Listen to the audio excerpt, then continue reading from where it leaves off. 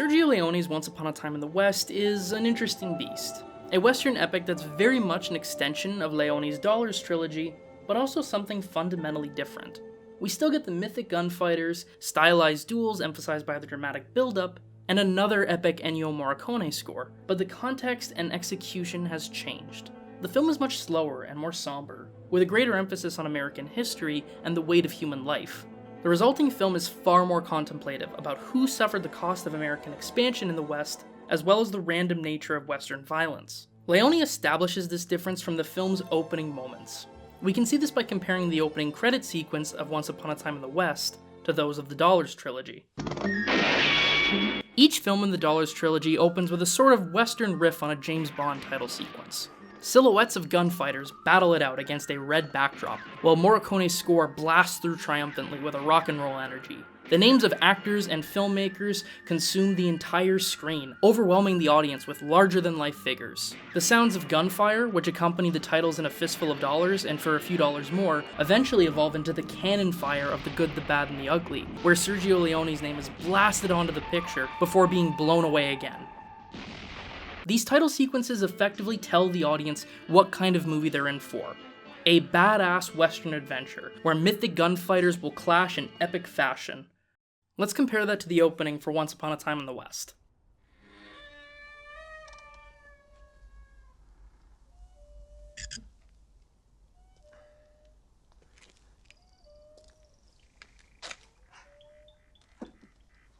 Perhaps what's most striking here is the sound, and specifically what we don't hear.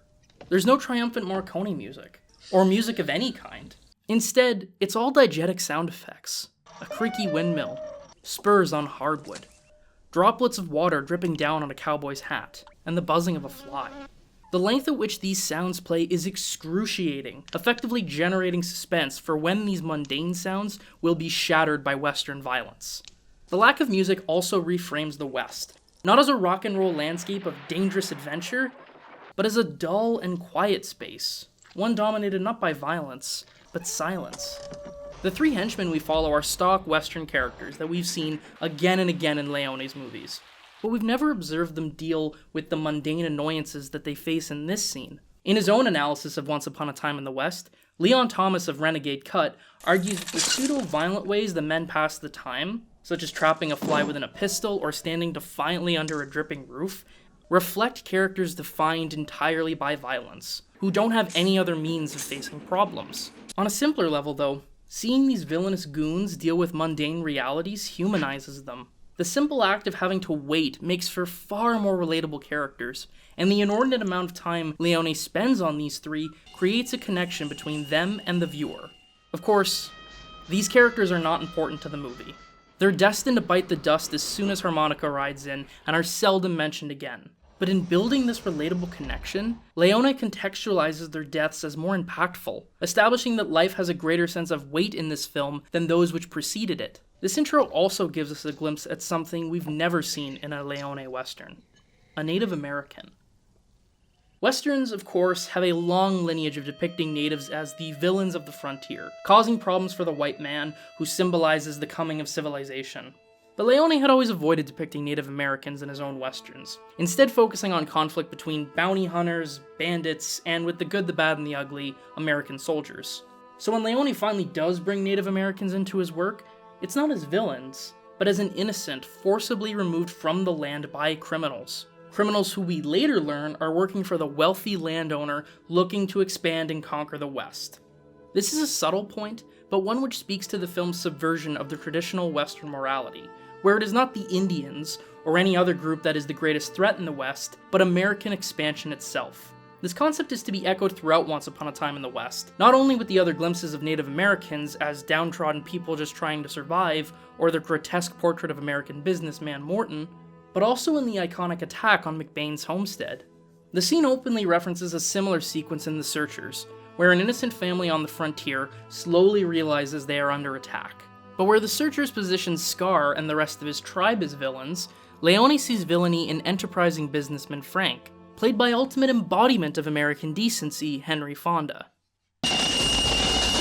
The mundane silence of the opening is eventually shattered by the shrieking of a train. No coincidence in a film which will position the train as the harbinger of modernity, one which will come to replace the era of the cowboy. Then, Harmonica arrives, the embodiment of a man with no name, with even less backstory or characterization than any Eastwood hero. Indeed, Harmonica does not merely arrive with the train, so much as appear like a supernatural entity on the plains.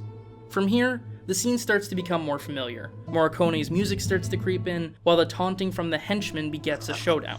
Looks like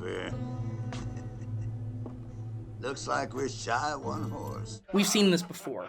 Mocking gunmen, a veiled threat from the hero that deadens the mood. I don't think it's nice you laughing. You brought too many. And a quick shootout that establishes our hero's supremacy. Sure enough, that's exactly what happens in Once Upon a Time in the West. But then something else happens.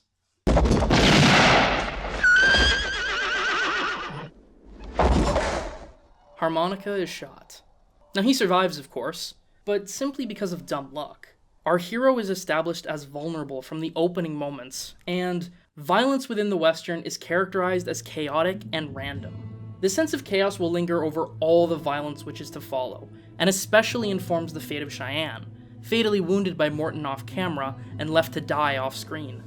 It's worth noting that Leone originally wanted to reunite Clint Eastwood, Eli Wallach, and Lee Van Cleef as the three men who await Harmonica, with their murder overtly speaking to Leone breaking away from the Dollars trilogy. Now that of course didn't happen, but that attitude still pervades over this opening. In just a few minutes, Leone establishes the tone, symbols, and major themes that will dominate Once Upon a Time in the West, while making a clean break from the films which preceded it. Furthermore, in playing with these familiar elements, these credits tell audiences that Once Upon a Time in the West will feature many iconic and recognizable Western tropes, and yet will still be unlike anything they've ever seen.